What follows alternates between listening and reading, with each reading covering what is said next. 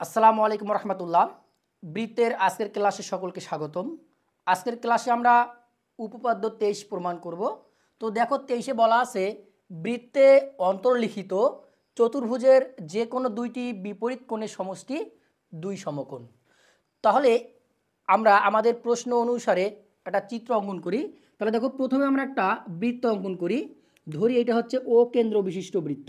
ও কেন্দ্র বিশিষ্ট বৃত্ত। এই বৃত্তের ভিতরে আমাদেরকে একটা চতুর্ভুজ অঙ্কন করতে হবে।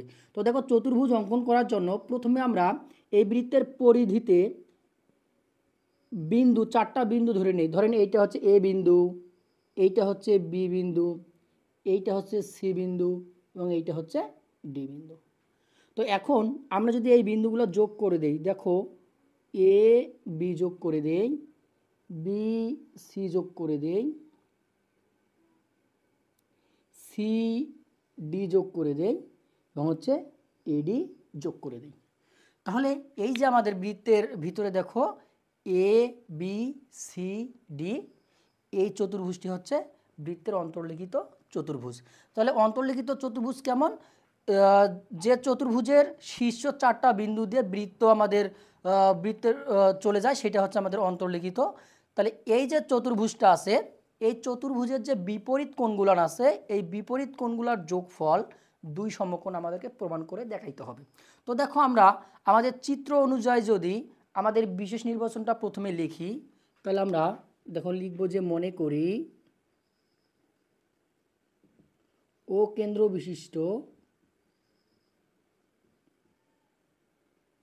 বৃত্তে এ বি সি ডি একটি অন্তর্লিখিত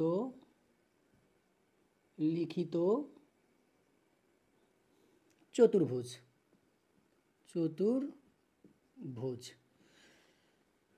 তাহলে আমাদের এই বৃত্তের মধ্যে এবিসিডি একটা অন্তর্লিখিত চতুর্ভুজ। তাহলে আমাদের কি প্রমাণ করাইতে হবে?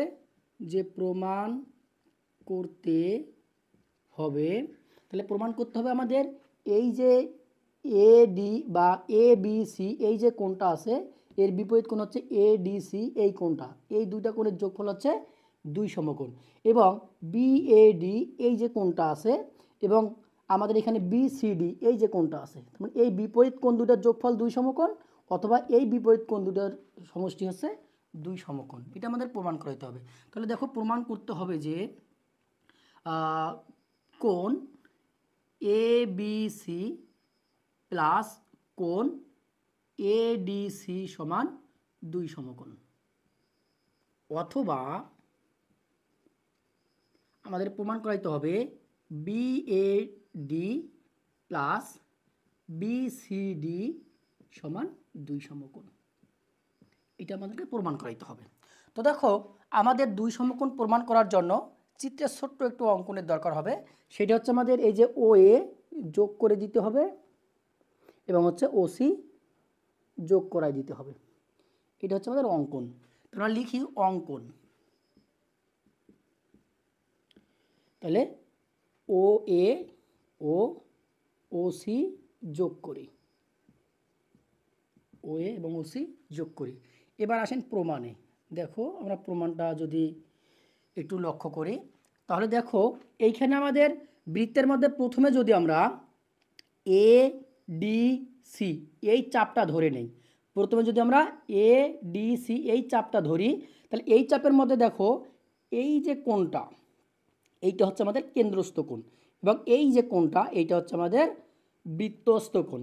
তাহলে আমরা কেন্দ্রস্থ কোণ এবং বৃত্তস্থ কোণের মধ্যে সম্পর্ক জানি যে একই চাপের উপর দণ্ডায়মান কেন্দ্রস্থ কোণ বৃত্তস্থ কোণের দ্বিগুণ। তাহলে এইটা আমরা লিখব, দেখো যে এ ডি সি চাপের উপর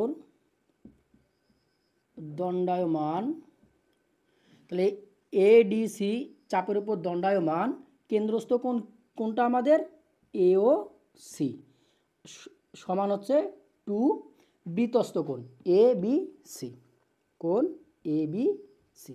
এটাকে আমরা 1 নং সমীকরণ করে দিই।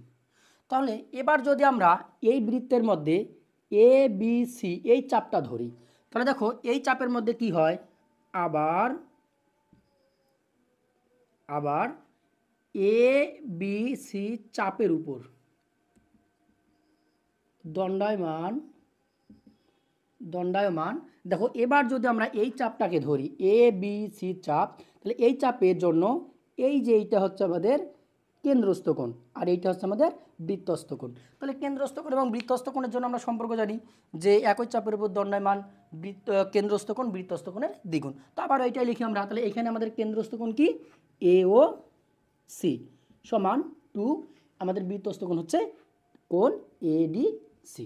এটাকে আমরা 2 নং সমীকরণ ধরে নিই। তাহলে দেখো আমাদের এইখানে এখন যদি আমরা 1 নং এবং 2 নং সমীকরণ যোগ করি, তো সমীকরণের যোগ তো মোটামুটি আমরা সবাই জানি কিভাবে করতে হয়। তাহলে প্রথম আমরা 1 এবং 2 যোগ করে নিই, যে 1 2 যোগ করে পাই 1 নং সমীকরণ এবং 2 নং সমীকরণ যোগ করে পাই। তো 1 ও 2 সমীকরণ যোগ করলে দেখো যোগটা কীভাবে করতে হয়, বাম পাশেরগুলো বাম পাশে যোগ, ডান পাশেরগুলো ডান পাশে যোগ। তাহলে 1 নং সমীকরণের বাম পাশে কী আছে দেখো এ ও সি, প্লাস দেখো 2 নং সমীকরণের বাম পাশে আছে এ ও সি সমান। তো 1 নং সমীকরণের ডান পাশে কি আছে দেখো 2 কোণ এ বি সি, প্লাস 2 নং সমীকরণের ডান পাশে আছে 2 ইন্টু এ ডি সি।